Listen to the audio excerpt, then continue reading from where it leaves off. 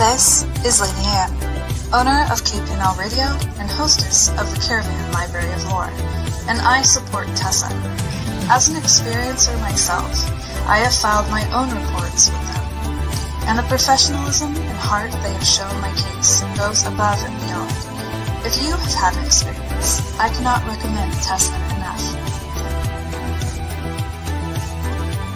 Hi, this is Ernie Hudson, Winston's and more from Ghostbusters. I want to let you know that Ryan Stacy, he's created the Experiencer Support Association, TESA. You can check them out at www.tesacan.org. Now, they investigate paranormal, UFO, and provide support to experiencers. But you can check them out at, like I said, www.tesacan.org and see for yourself if they're really Ghostbusters. I can tell you this, they are a non-profit organization. Good luck, have fun, and keep it busted.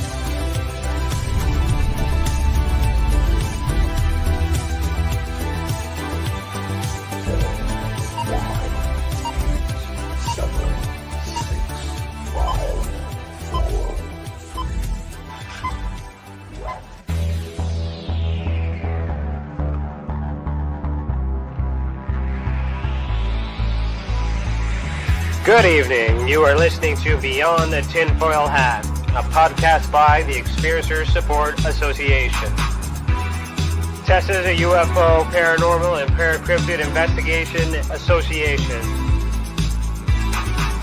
We investigate everything belonging to the global phenomenon linked to highly strange and unexplained experiences. We also connect experiencers with other experiencers, creating a safe, positive environment to engage and discuss this phenomenon without judgment, criticism, or retribution.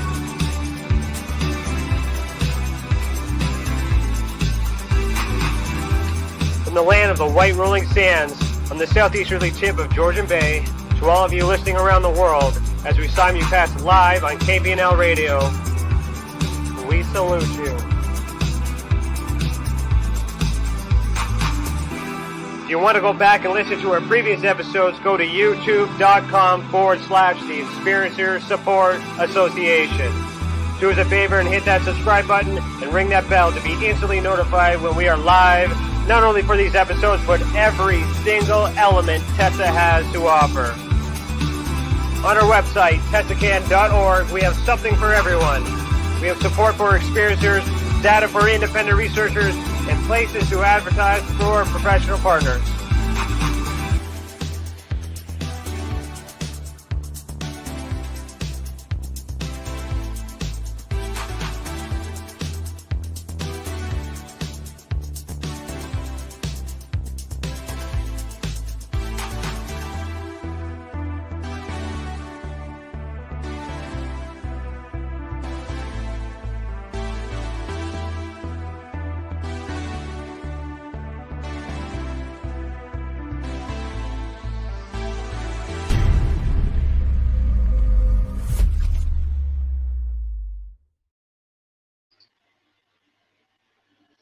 Hello, everybody. Today is Thursday, August the 5th, 2021, and I, Ryan Stacy, am your host this evening. I'm a licensed private investigator, a citizen journalist, and the director of investigations for the Experiencer Support Association. Welcome to the channel, and thank you for joining us this evening. Remember to super chat, click the $ next to your name in the comment box. All donations go back into the mission, and thank you. If you're catching this on the replay, please consider becoming a member and unlock bonus content, including behind the scenes and extended footage on new project developments and investigations. Just click the big blue button. It says join. Yeah, kick it. Yeah. Our guest for season 3, episode 26 is Nathaniel Gillis. Nathaniel Gillis is a religious demonologist and author. After living in a haunted house, Nathaniel spent 20 years researching what it was that he encountered. Nathaniel is the founder of Preternatural. I should have asked you how to say this, man. Epiphenomenal philosophy. I'm going to ask you what that is soon. Nathaniel has sought to redefine the nature of haunting phenomenon, ghosts, and high strangeness.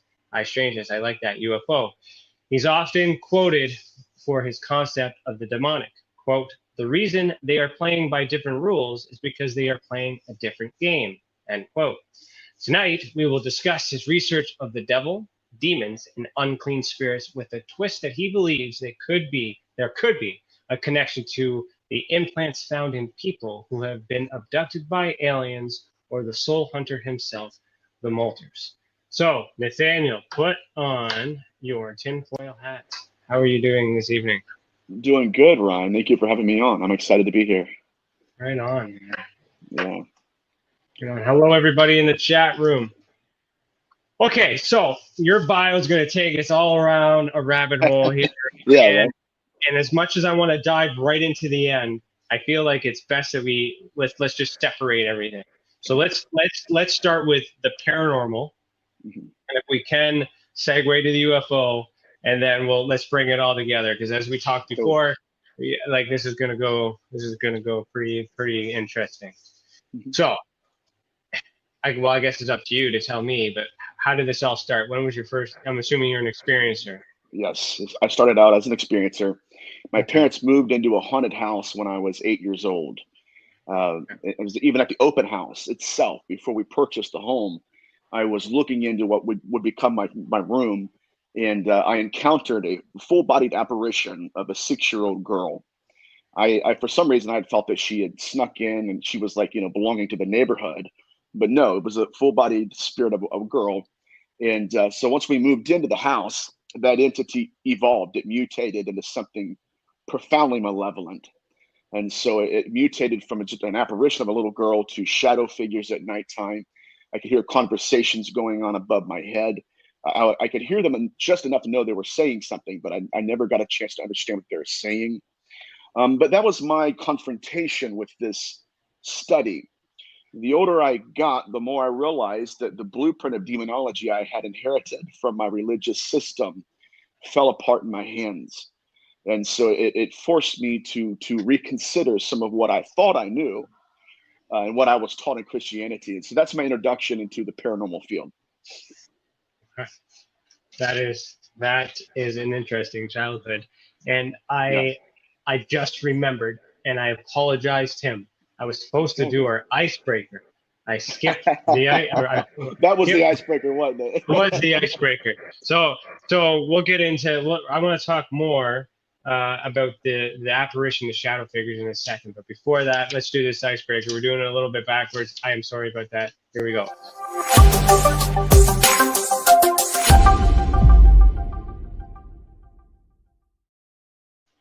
Okay, so for those of you who don't know what the icebreaker is, it's brought to you by Tim, the Demon Guy Morrison. You can find him at the Demon Guy Canada. So what he does is it gives me an icebreaker question, which I was supposed to read first, but I was so excited about that bio that I totally forgot what I was doing. So I'm going to read this for the first time, and we're going to go from there. So, if you were a '90s cartoon evil villain, where would your base be? And what would it have inside? And what would your henchmen or henchwomen wear as uniforms? I think where my base would be, I would have my base at a Waffle House. A Waffle House, okay. They'll never suspect. They'll never know. They'll never know. No. We're all stars around here. Yeah. No. So what would they wear? What would they wear?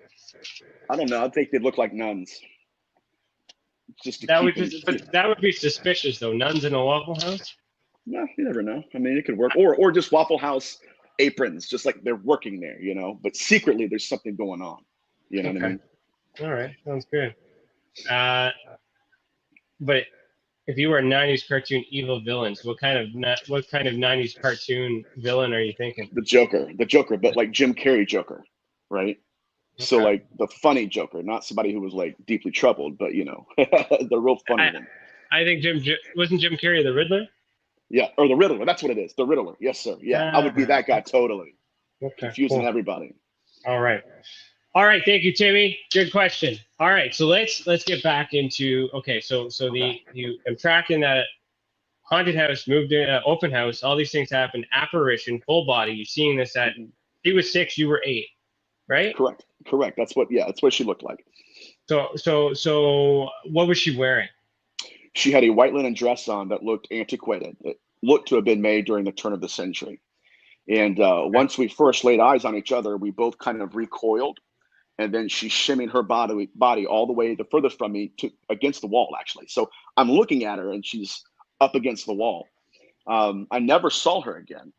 But once I moved into that house, that entity, it mutated. What I realized was that that entity was just looking for, I don't know, looking for attention, looking for, I don't know, permission to be there. But whatever it was, there was a heavy spirit of suicide that went with it. There was a heaviness that would enter my room at nighttime.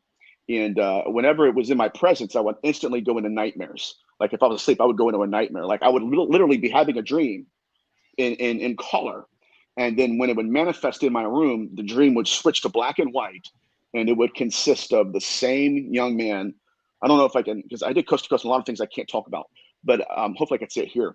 A young man took a black 357 Magnum, put it in his mouth, and he pulled the trigger. And then it was like a reel. It would replay. And then I would wake up in a cold sweat, and there would be a stench of like rotting, decomposing organic matter in the room.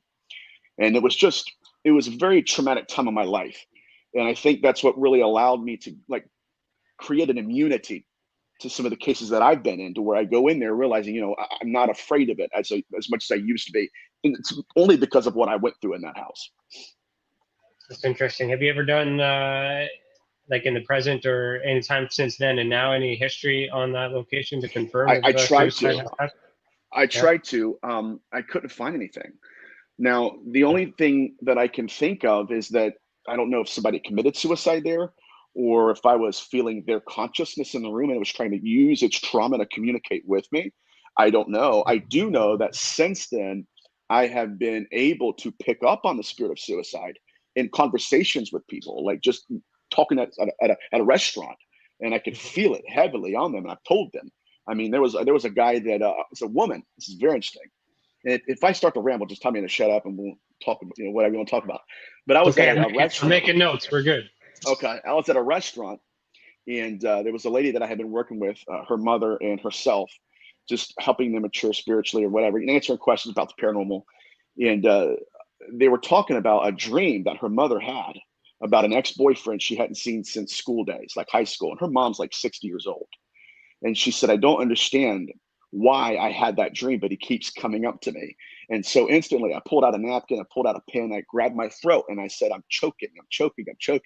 I said, this man's going to kill himself. He's going to hang himself. And I wrote it down on a piece of paper. I said, I handed it to her. I said, you've got to get a hold of him to stop what he's going to do.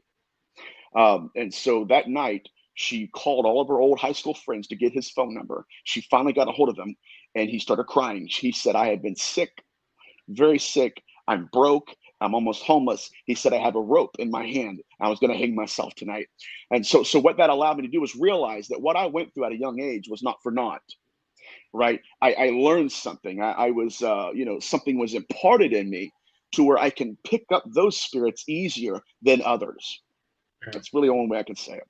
So, okay, so the investigator hat came on a little sooner than I thought it would. But did you do you remember anything prior to that house, or is that your earliest memory of being connected? Correct. That's my earliest. Now, the entity itself would follow me. I mean, I've been like, I would go stay the night at sleepovers, and the entity would walk up the stairs. Like, I'm 8 years old, man. I'm looking in. I would sit and sleep in my friend's room. I'm looking across the hall where he's in bed with his mom. They're asleep at nighttime. And I could hear this entity displacing its physicality, shifting his weight on the stairs. And I'm just sitting there crying because I'm like, oh my God, I can't, it's haunting, literally haunting me. Yeah. But so since then, the entity itself I've never really felt that particular entity again. I felt suicide before, but that was the most profound haunting and paranormal experience of my lifetime. I'm hoping that remains the most profound. I don't want any more else, Yeah, but, no. I understand that too. So then, do you believe that? I guess you were born that way. If that's your first experience, you don't remember anything prior to that. You went right into it. You didn't ease into that. No, 0 to 90 real quick. Yeah. So, were you born with it? Do you think you were born with this ability? I believe so. I mean, there have been times in my life, like it was hard for me to date. I dated a girl in South Carolina, and she was like, I'm going to hang out with a good friend of mine from school. And I remember being in a drive-thru at 15 years old, and I just felt something. It was very unique.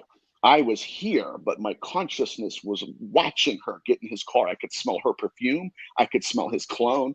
And I told my dad, I said, Dad, I said, she's cheating on me. She's going to hook up with this guy. And so I ignored her for 3 or 4 days. Finally, she called me and I busted her. I'm like, listen, I know what you did. And she's crying. She goes, I haven't even told my mom yet.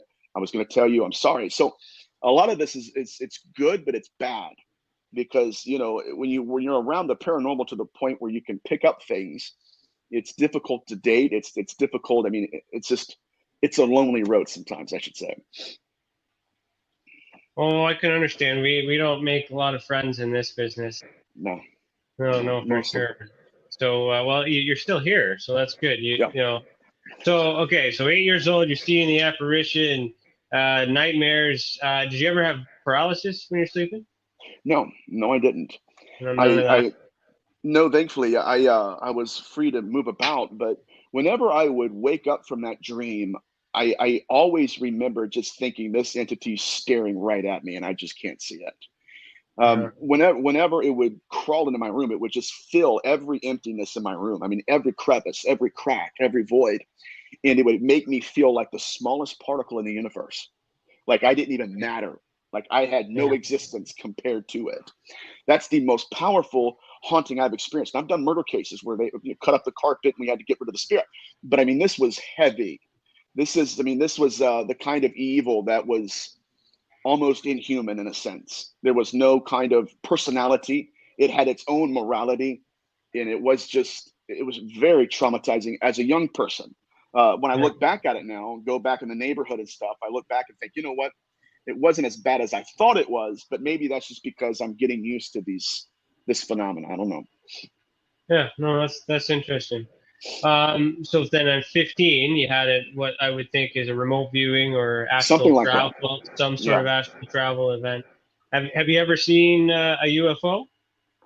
No. Actually, I had my very first dream about an abduction, and I'm working on this because it was disturbing to me, because I've never had anything like that. I've been a researcher that's been independent, researching both aspects of it. But I just this year I had a dream of, I don't know if it was an abduction, but it was quite complex. I'm still trying to understand it.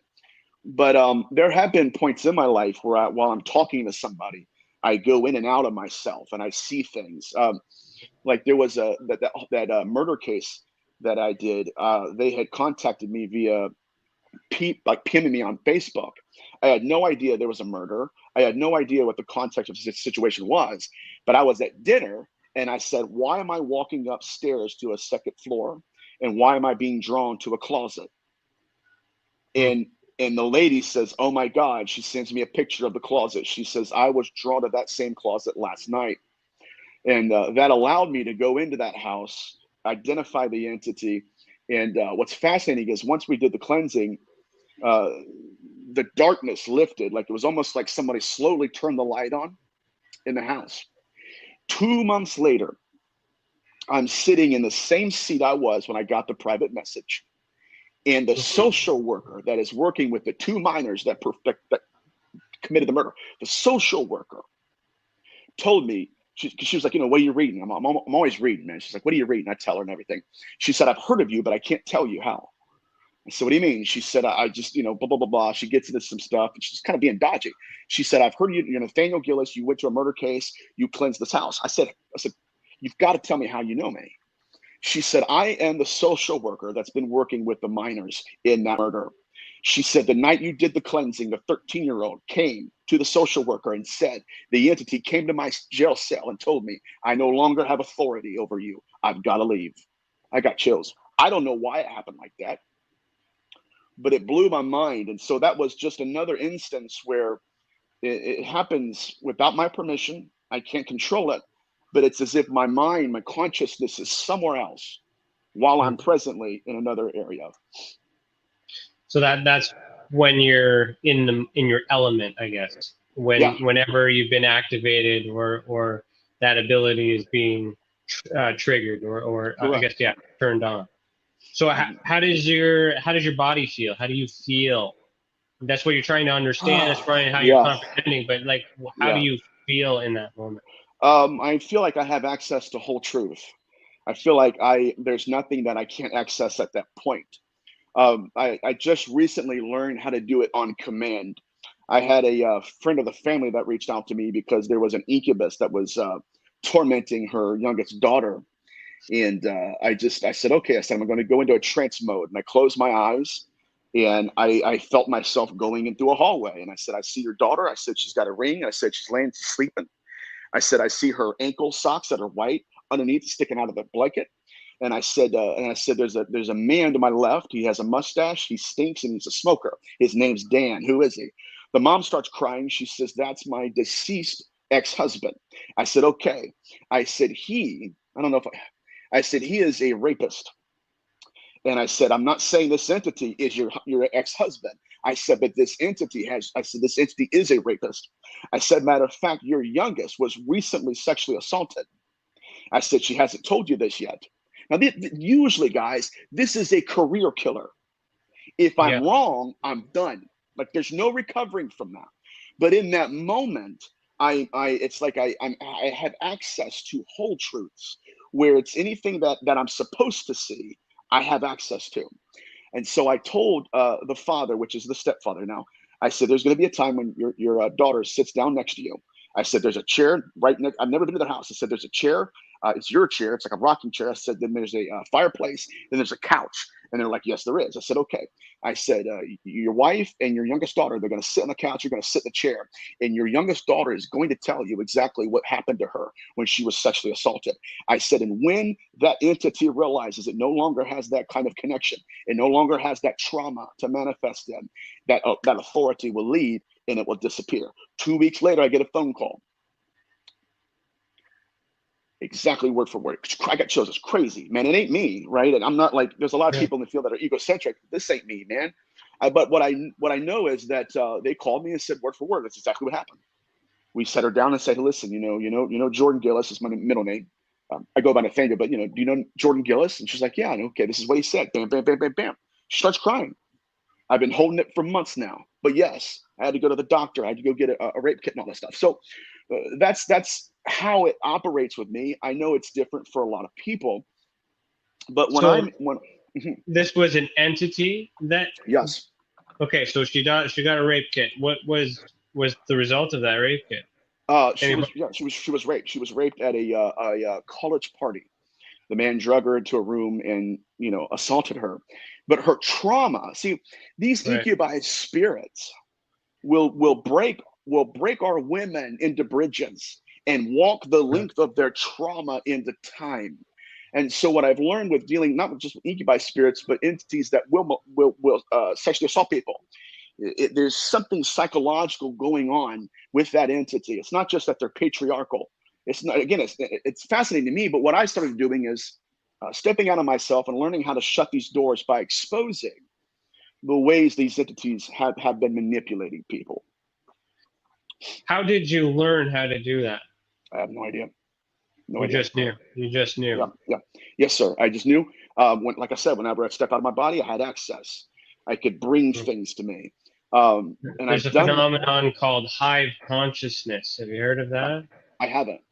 And so it's this, when you mentioned you went to trans state consciousness, and just somehow that's just like the ether where everyone just pulls things. Right. I believe that.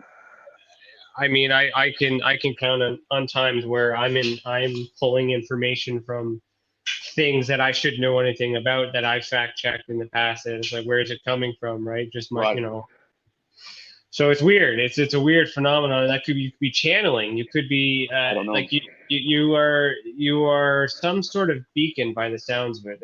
I'm hearing a lot of familiarities with how you're doing it. You're really involved. So you mentioned you got into your trance mode. So what is that for you? How did you do that?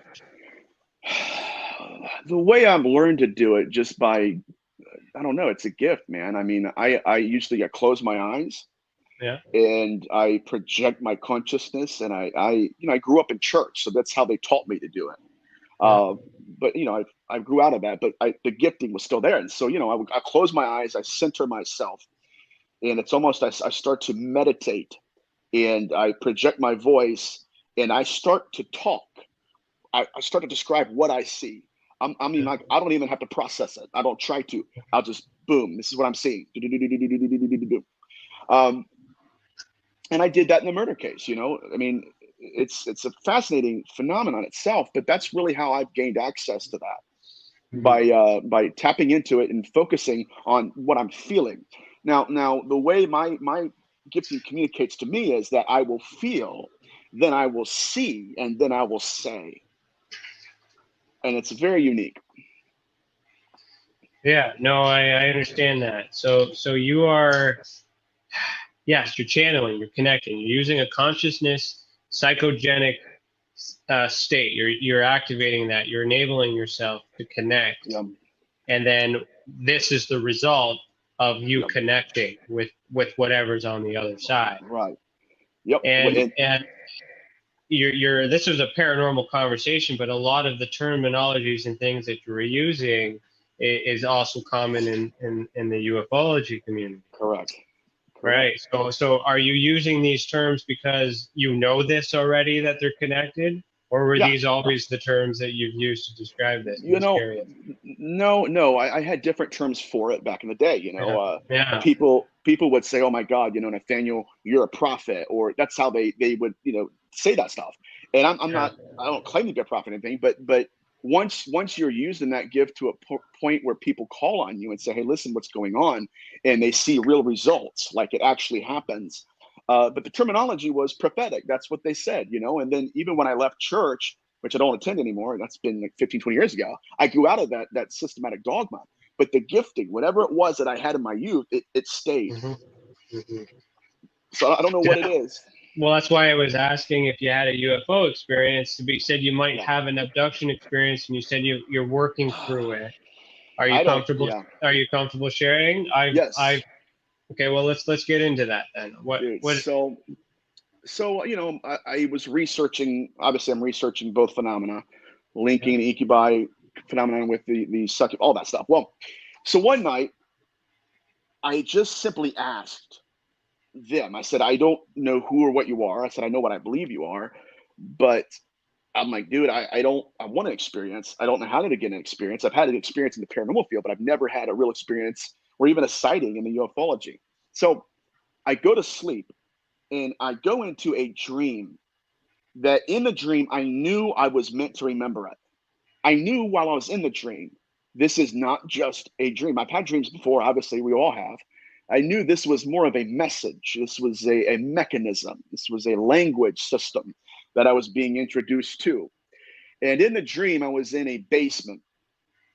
And I was with strangers. And I watched this entity just turn its head and look past this wall, just look at us. And when I looked at it, I was like, I was terrified, just horrified. And I watched as the man in front of me just disappeared. And these people in front of me disappearing. And I'm thinking, oh my God, there's only two more of us before it gets to me. I don't know what's going to happen. And I'm pretty sure I'm going to die. Like I thought that I'm going to die when this happens.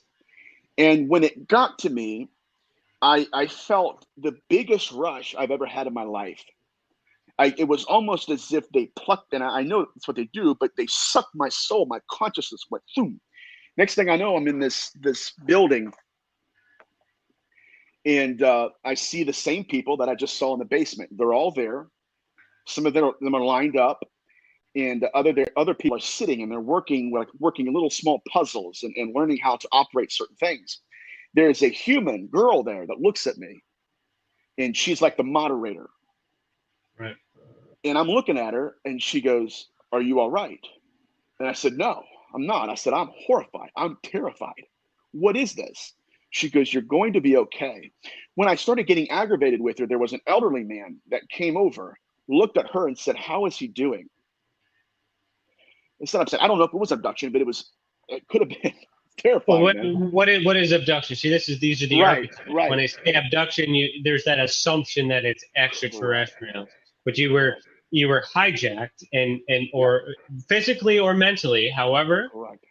you know, and this is what we do with the ultra spectrum, is where we're starting to accept the possibility that it can happen in your mind. Your physical body doesn't leave, but your mind goes. And if you're connected through the ether with your consciousness to tap in for your demonology work, why not travel elsewhere? Correct. Instead, you know, why not the opposite way? Go out instead of bringing in. So that is an abduction by if you were definition. If you were taken against your will. Were you taken against your will? Absolutely. And they were getting aggravated with me. The young lady was talking to the elderly man, and the elderly man made eye contact with me. And as he's talking to me, he told me, he said, you need to focus. He said, you need to calm down. He said, I understand you're terrified. He said, but we're here to teach you something. And he said, we can't teach you anything unless you calm down and you focus. Then when he got done with that, he looked up as if there was an observational panel or something, like a surgery room. You know how they look down? There was somebody in the windows up there that I couldn't see that was watching me and my interaction with these two individuals. So then I talked to the older man. Walks away, very calm, like it was very systematic. It was very sterile. It was just methodical. It was very cold, not like physically, but you know, very cold in terms of just no emotion. And then I'm talking to this young lady, and she asked me, she says, how are you doing? And I said, well, I'm terrified. And I said, obviously, I said, you heard about the plague that we have. It came out of nowhere. I'm like, you're hearing about our plague. You know that we're in a plague right now, because I knew I wasn't on Earth. And she said, yes, I understand that. She said, my mother died from something similar to what you're experiencing. Hand to God, dude. So then we're moving on. And I start to kind of get friendly with her. I'm saying, I don't, I'm starting to calm down now. Like, what's going on here? She looked right at me and said, do not be my friend. You are not my friend. Do not fraternize with me. Pay attention. Just like that. And then I was told to look at a wall. I sat down, stared at a wall, and they told me to focus, gather myself. And then when I was calm enough, they turned me around, put me on a seat that wasn't like a seat we have right now.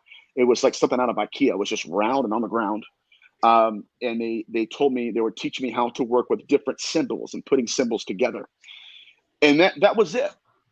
I don't want that to be an abduction. But hold on a second. Can we timeline that? How old were you when this happened? That just happened this year. Okay, hold on.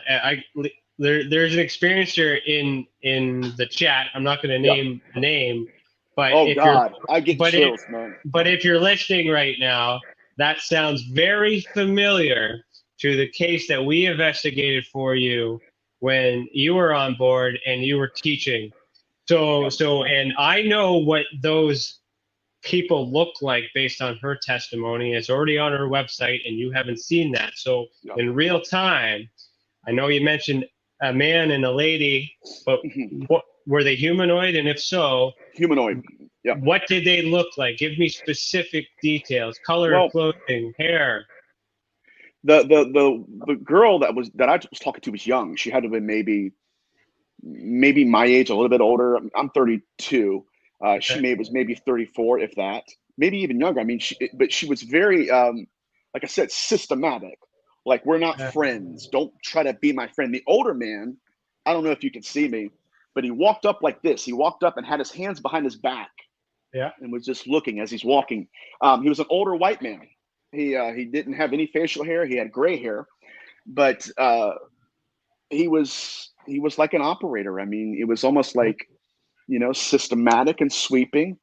Don't talk too much, just operate, do what you're supposed to do. But when we're interacting, he's still looking up into like the nosebleed seats. Right. And that's what terrified me the most, because I'm like, dude, there's someone else here watching me. I never got to see them though. So what about the female? What does she look like? She had brown hair. Okay. Long hair, short hair? She had about down to her shoulders. Okay. What color clothing? It's okay if you don't remember. It's just I'm just trying to see if you've seen the same thing. That's all. Okay. It's I can't remember the clothing, but I do remember that it was all one. Like it was literally like a leotard. It was very unique. It was very strange stuff. But and that's what I couldn't figure out either, because I'm like you're clearly a humanoid. You're clearly a girl. Like why are you why are you dressed like this? But I don't want that to be an abduction, but I'm pretty sure it was.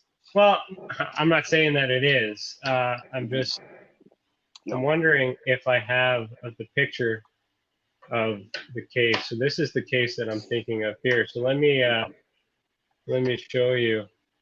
And this is available on our website, so tessacan.org. That's why it's here. It's always ready and available.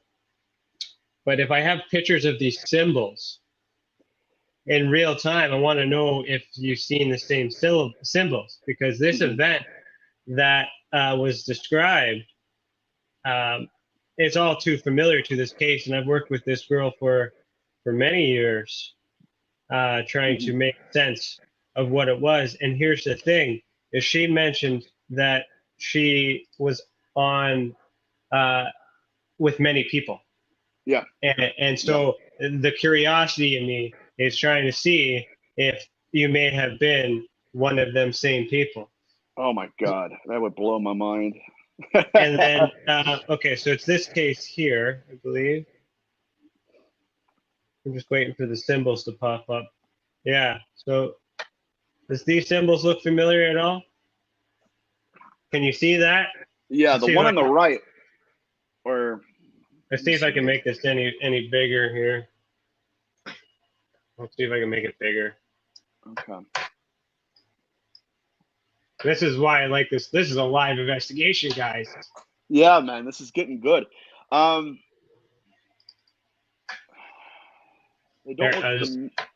They don't look. Oh, there we are. Let's see here.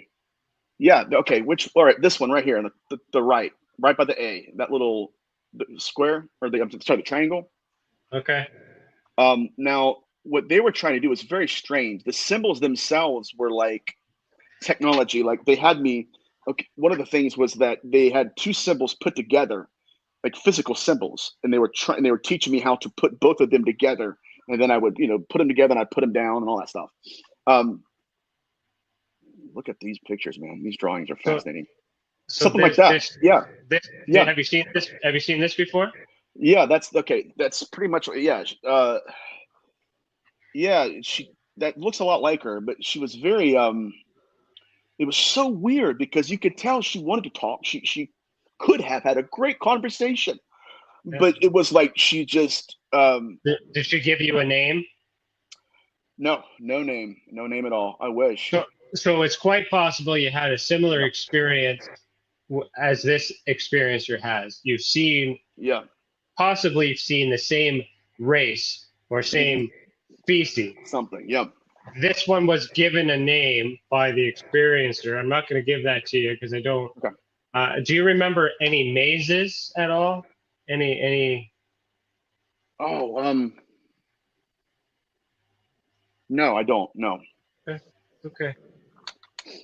And what about, so here's the chair that she had described. Okay. Mine was, they had a table. It was very low. And this, literally, it was like a round chair that just, with no armrest or anything, no back to it, that we all sat on. And yeah, there were people freaking out during this episode. There were people having nervous breakdowns in front of me. That's what was wild. There was one guy that was he was screaming, like he was traumatized, terrified. What is this? What are you doing to me? And all that stuff. And so I'm watching it, and I was equally as afraid, but I wasn't as traumatized as he was. Like he was really, really, really going through it at the time. Mm-hmm. So, all right. So Lisa, she did pop up. Hi, Lisa. So Lisa, this is, you guys should connect to each other somehow. Find Nathan. Lisa, find Nathan. What's your your email? What's your website? Let's go with my email. My email is njgillis. Yeah. at yahoo.com. Okay. njgillis at yahoo.com. Okay, so you should connect and talk to him because I'm Yeah. very similar. This is a very similar encounter. Yeah. So I can't diagnose because we don't know, right? Right. And as much as you like, I mean, you don't want to call it an abduction because I'm trying my best not to. the reality of it, but you were taken on board on some sort, you know, and all these things are happening to you. And now we have corroborating evidence because I know I did all that investigation 3 years ago, 2 years ago, you know, prior to us having that conversation. So there's a pattern here. Right. Yeah. So you're definitely connected. So before we get into like what the science part, the ultra spectrum part, which I think I'll say, if I can, I'll save that for the second half. Okay. You mentioned something earlier. You were afraid to die and think in that one of those experiences that you were having, and that triggered a memory or an idea. And do you remember, like, if you had a near-death experience at all, especially before the age of 8? You know, when you had this, you were, you know, at a young age, near nothing, no freak accident or something, comas, nothing. No, man. The only experience that I have, the earliest experience I had was when I was 8, and that was the full body apparition. Yeah. Okay. Because I'm trying to understand how it's all connected, and through the experiencer, because you're experiencing multiple phenomenons throughout your life, but that through the propaganda and through media and stuff, they are investigated and separated. Correct. Differently, but you as the experiencer experience them all. So as you've lived through your life, do you think that they're all connected? Yes, absolutely. Okay. Yeah, and that was shortly after that experience. In terms of that dream I had, I started stepping into new insights in my research that I possibly received during that experience. I don't know. But I do believe these things are pulling souls out of bodies. I believe that's a big part of the abduction phenomenon, and that's pretty much what happened to me. It was like I'm sleeping. It's the same thing with Betty Luca, where they'll come out, they'll peel your consciousness out of your body, and they'll abduct the soul. That's what I received out of that experience, and that pushed me into a direction where it's really interesting. Okay, so let's get into.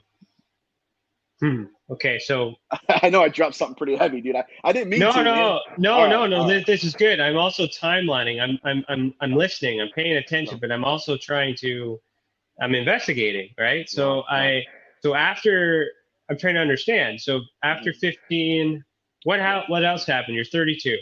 So what happened between 15 and 32? Any other experiences? Different experiences with angels, or whatever we would call an angel. I had a good friend of mine who had sugar diabetes, and they had to amputate his leg. And this is nuts. So we go. My dad's a pastor, and so this happened about 12 years ago. So we go to the hospital, and I'm talking to him, and he's crying. He's like, man, he goes, my leg hurts so bad. He goes, I tried to get out of my bed today, and I forgot there's no leg there, and I fell and all this stuff. And I told him, I said, I said, there's an angel that's going to come to you. I didn't feel anything. It wasn't like, in the Pentecostal, they're like, okay, you felt God, you felt anointing, you felt something. I didn't feel anything. I just said it. I just, like I said, I had access to information. 2 weeks later, he calls my dad and I back into the hospital room, and he says, he said, I had a dream. And he said, in this dream, I was walking on a beach. And he said it was a beautiful beach, white sand. There was crystal clear water. And he said there were rocks that were coming up out of the sand, and they were cutting my leg. He said, finally, I fell on the ground. I was crying. And he said, I didn't understand it. I couldn't walk, and I was just it was painful. And he said, and this gets into apparitions. He said, I turned to see a figure all in white. He had a white robe. He rode a white horse. He galloped up to me. He got off the horse. He said, I could not see him from the shoulders up. I could only look my head up and see just a little bit up, his legs, his torso, that much. He said, but he picked me up and he told me, Derek, I'm going to take you to a better place. And then he said, he turned around and he began to walk me out into the crystal clear water. He calls you Derek? Where did Derek come from? No, his name was Derek, the young man. Yeah. Okay. 2 weeks later on the day, we got a phone call that Derek died. Okay. So what does that mean? I don't know. Honestly, I'll tell you what it really points to is that this entity was somehow related to the UFO abduction phenomenon. It has everything to do with, right, if you're looking for behavioral patterns and apparitions, I couldn't see. He could only see enough of them. And other than that, he couldn't see anything. It was just, I'm taking you to a better place. What that points to me is that it's survival of consciousness, right? It's very unique. So let's break it down. You mentioned a bunch of key archetypes, and I think we can kind of walk this through and be a little bit of an educational session. So what is, in your definition, what is paranormal? It's future natural. It's not natural to us now because we're behind in time and we're still trying to figure this phenomenon out. But the paranormal, in the classical definition, obviously, is anything that doesn't fit into our reality. It might fit into our reality. We're just not aware of it. So it's according to our perception. What is a UFO? I think we're dealing with souls. I think we're dealing with deceased ancestors that have evolved according to their ways and their consciousness. I also believe that, and we're going to get a little bit in my research real quick, that in antiquity, they learned how to merge consciousness with metal. They did that in liturgy. They did that in necromancy. They did that by taking this deceased consciousness of an ancestor, creating an idol out of it, and the consciousness would possess the idol. And I also, even with your teraphim, teraphim was a ritual of necromancy where an individual would go out and find a deceased person who was recently buried, take a piece of metal, hello implant, carve the name of an unclean spirit. In the Hebrew, it's tumarua. It's a ghost, it's consciousness. Carve the name of that individual on it and then implant it into the mouth of the cadaver. The consciousness of that ghost would then use that metal to inhabit that body. I also believe that's why we have a great percentage of experiencers that when they get onto the craft, they believe the craft itself is alive. I think that's what they've learned to do, and I think that's a lot of times that's what we would consider technology. So that's where the alien implant is connected, because it's alive. So it's alive, right. and that is activating us. Yes. Yeah, your experiencers, a lot of them will say that before the experience actually happens, they'll start seeing through the eyes of the ship coming to them. So there is, and I'm going to say this loosely, but it's not, and I'm not saying in terms of demonic possession, but there is a commandeering of consciousness that occurs. In the book Beyond UFOs, there was a 10-year-old, like I said, the same thing happened to him, where he's getting ready for bed and he starts to feel the atmosphere change. Instantaneously, he's seeing through their eyes as they approach his house from the west. Now, if he's seeing through their eyes, who's seeing through his? What they did, in my mind, according to my research, is trigger that implant, boom, and created a unified stream of consciousness. And I think they've been doing that. And that tells us something that's very alarming. If they've had that technology, it first originated with the belief that we have an afterlife, that the soul exists outside of the body. And I'll stop there, but it's fascinating stuff. Well, this is the thing, right? With all this, it all has to be connected. It all has to make sense. And trying to make sense of all of it, it's one thing because that's the thing. If we either have to debunk all of it, or it all. So it either none of it exists or all of it exists. So if all of it exists, if the souls are able to be transferred, correct. Not only are we having ourselves abducted, what you're talking about physically here, what you're suggesting, is also a hijack. We are being a hijack, absolutely. Oh, God, yeah. So does that lead into demonic possession? Okay, so let's look at what possession was according to history. Okay. When what happened with me, and I'll say this, what happened to me with religion in terms of demonology was that I realized that what we're dealing with doesn't fit in their blueprint. And so that's when I had to expand my understanding of demonology. And so in biblical antiquity in Mesopotamia, we did not have horns and hooves. What we have is a systematic belief that demonized consciousness. In Numbers 19 and 11, which is the exorcistic rite that the Catholics employ, it was never meant to castigate a fallen angel. It was designed, it was called the open vessel law. This is very interesting.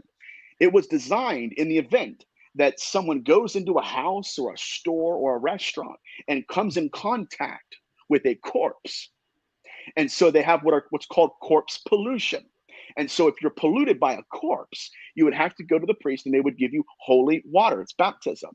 And so what happened in Catholicism is they based the legitimacy, this is a very key point, they based the legitimacy of their rite on the rate of success. It works. And not on the reason for it. The reason it works is because we're dealing with dead people who have commandeered the consciousness of people, right? Strangers, and step in and step out. So when I say that's possession, I don't want to imply that we're talking about fallen angels. I want to say that we're dealing with dead people in terms of disincarnate consciousness. There we go. I got it out. No, that's good. This is great. This is great. So, okay. It's a key point because we're going to dive into some really good stuff here. Okay, so are aliens angels? We got to define angels. Okay, let's define angels. Okay, so prior to the Hebrew religion incorporating the word malachim into their religion, malachim meant deceased ancestor. That's why the generic term angel is just a messenger. Why? Because these apparitions of deceased ancestors would come to people and give them messages, give them omens, give them words of advice and guidance. Now, and then the Hebrews in their theology, they incorporated it into their theology and their folklore and said these are deity, they're divine. Now, what's fascinating about this is also referred to in the New Testament. When Peter's family thought that Peter had died, Apostle Peter, they thought he had died. And next thing they know, Peter, who's still alive, knocks on the door. They make a profound analogy, that reference here. They say it must be Peter's angel. No, right? What they're thinking of is that's his ghost. That's an apparition of him. And so when we're dealing with these terms, they're heavily loaded questions because we're dealing with a lot of these, dogmatic theologies. But are they angels? I would believe they are in terms of ancestors who died.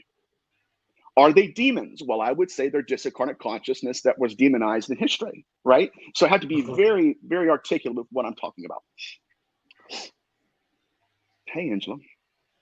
Yeah, sorry. She's a member. No, so good. a member popped up, so I just want to make sure she showed up. So I didn't want to interrupt you. Hi, Angela. Thank you for joining us. Jesus, I love it. Okay, so we're no longer a host. We're having a conversation now. Yeah. So, okay, so I'm tracking that. So it's possible, like, okay, what is an alien then? Define an alien for me then. Okay, there's nothing more alien to the human race than the afterlife. That is what I believe they are. They, again, I don't believe in the ET hypothesis. I believe that the realm that they're pulling our souls into, not our bodies, but our souls, is the realm of the afterlife. That's why these entities, when they manifest, they'll manifest according to our belief systems, but their true appearance, I believe, they're apparitional, they're translucent. They're just, these entities that have the ability to materialize, they can come in and out of existence at will. These are the same beings that I encountered in hauntology. When you go into a house and you see a wispy form that can solidify and then fade away.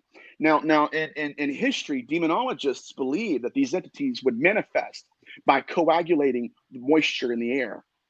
That's how far my field of demonology is behind. These guys are bad dudes back in the day, but that's what they believe. They believe these entities could take the moisture out of the air, put it together, solidify into an image of themselves. So what we need to be looking at again is that even in antiquity, we had consciousness that had no form, no true form. And so then it would inhabit what's called a social skin, the exterior soul. So what we're witnessing and encountering with these abductions, it's both software and hardware. So yeah, see, for me, like there's the extraterrestrial phenomenon that they're not of this planet. Then there's the Right. interdimensional, meaning they're Yes. they're within this, and then the infra, which is like all over the place, dimensional. So it makes sense. Like I don't think it matters where they come from. Right. We're just I think hypothesizing. I know. I think what we need to acknowledge is that there's this ability for some higher power or Correct. increased power to be able to connect machine to machine, because we are machines. We are, hardware and software. The software would be the brain, and so the problem that I have is, where's the human element? Is it possible that we are doing this? And where does and how well can the skeptics and the government, let's say, hide behind the mental health aspect? They can gaslight us, but then again, I believe that even ufologists gaslight abductees and experiencers. They really do. They'll say things like these aren't a threat, like these entities aren't a threat. I mean, my God, when they're pulling a soul out of a 10-year-old boy, and it takes that 10-year-old boy 15 years to realize he was sexually traumatized, has to go to a therapist because he wanted to commit suicide, has no idea why. That's a threat. That's a threat. Now, what we need to realize, guys, is this is very interesting, that they're pulling our souls out of our bodies. Betty Luca, this is fascinating. Is this okay? Yeah. No. Okay. Betty Keep Luca, going. dude, Bob and Betty Luca's case was profound. Thank God for Ray Fowler and all of his work. Bob Luca wakes up in the middle of the night and he leans over to see his wife's soul being peeled out of her body. Now, oh man, this is blowing my mind. I love it. She remembers it. Her body, her brain, her eyes, her ears are in bed next to Bob. She's somewhere else. Her mind is thinking without the brain. Her eyes are seeing without her eyes. Her ears are hearing without her ears. Now, here's what it really points to. They know, not only do they have technology to pull the soul out of the body, but they have the ability to keep the body alive as a corpse almost, where the soul's out and the body itself is still being inhabited by something. It's alive. This is a behavioral pattern that we see in the incubi phenomenon. This is where we get to be investigating all stuff. It's a behavioral pattern that they've been doing for millennia. Matter of fact, when you go into the witch era literature in the medieval period, we have cases where the witch would be abducted out of her bed by the demons, right? And then the husband would look over and there would be a replica, a duplicate of her laying next to him so that he wouldn't know where his wife was. That's in the medieval period. So they've been doing this stuff for millennia. And we're just now starting to realize that we have a data sample worthy of looking at. So we got to get to commercial break in a few seconds, but I'm going to ask, I'll halt it for a little bit. I'm going to ask the $1 million question, because we can speculate on the how, right? But what's important to me is the why. So this is happening. Why are they doing this? Who cares who it is? Who cares how it happens? I want to know why. Okay, I believe, and we're going to get into the missing fetus syndrome, and we're going to tie it all together next session. But I believe that they're using us to self-replicate their species. They're impregnating women with babies, taking the baby out. I have evidence that they're actually killing the baby to transfer the consciousness from the corpse into a hybrid baby. I went down a very dark path recently in my research because of the stuff we're talking about. Man, I went to Rhode Island for a week. I ate like a king, had to get it out of my system because of the nature of what we're going to talk about in this next session. These are not light and love. I know this is my opinion, but I'll shut up. No, you don't. You're the guest. You talk. Oh no, dude. I always ramble though. I feel like I'm rambling. I'm like crap, But no, you're good. Okay. All right. Yeah. All right. So then let's pause. Okay. So we'll continue. So let me just put on my host hat here again and just get back to this. So we're gonna pause right here, but we'll be back after a message from our professional partners. Remember that. Also, if you're listening to this live on KPNL